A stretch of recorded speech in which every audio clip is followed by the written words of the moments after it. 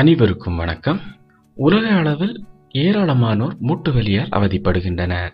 மூட்டுவலி பெரும்பாலும் 30 வயதுக்கு மேற்பட்டவர்களுக்கு தான் ஏற்படுகிறது. மூட்டுவலி வருவதற்கு பல காரணங்கள் கூறப்படுகின்றன.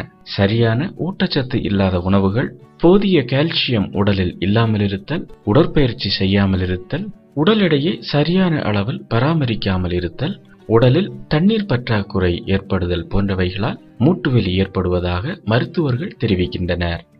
மூட்டுவலி ஏற்பட்டால் நடக்க முடியாது, உட்கார்ந்து எழ சிரமமாக இருக்கும், இரவில் தூங்கி எழுந்தால் பாதத்தை தரையிலேயே வைக்க முடியாது. இப்படி பல அவஸ்தைகளால் மிகவும் வேதனை ஏற்படும். மேலும் அதிக எடையுள்ள பொருட்களை தூக்கினால் தோள்பட்டை, முழங்கை, முழங்கால், கழுத்து, இடுப்பு போன்றவற்றில் வலி அல்லது சுளுக்கு ஏற்பட்டு பாடாய் படித்துவிடும்.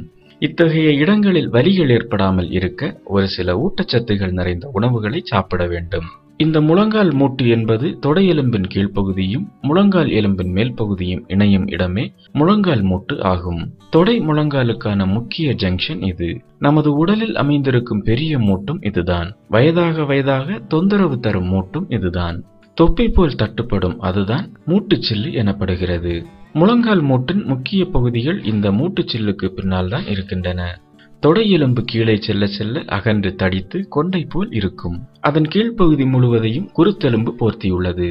இந்த கொண்டை பகுதி இரண்டாக பிரிகிறது. அவற்றின் நடுவே உள்ள சற்று பள்ளமான பகுதியில்தான் மூட்டுச்சில்லு அமைந்து மேலும் கீழுமாய் அசைகிறது. முழங்கால் மூட்டின் உள்ளமைப்பு வித்தியாசமானது.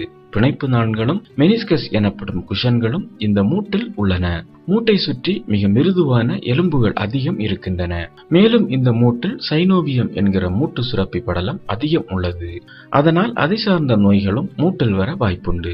சிறுநீரகத்தில் ஏதாவது தொற்று நோய் ஏற்பட்டால் கூட இந்த மூட்டில் வீக்கம் ஏற்படலாம். மூட்டு வலி வந்துவிட்டால் முறையான சிகிச்சை பெற்று மூட்டு வலிக்கு முற்றுப்புள்ளி வைக்கலாம். இதில் உருளைக்கிழங்கு முக்கிய பங்கு வகிக்கிறது.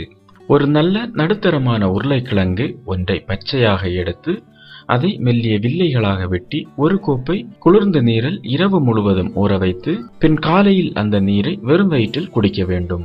உருளைக்கிழங்கு சாறையும் அருந்தலாம். இது மூட்டு வலிக்கு மிக சிறந்த மருந்தாகும். அதுபோல் ஒரு தேக்கரண்டி கருப்பு எள்ளை 1/4 கோப்பை தண்ணீரில் இரவு முழுவதும் ஊற வைத்து பிறகு காலையில் வெறும் வயிற்றில் சாப்பிட வேண்டும்.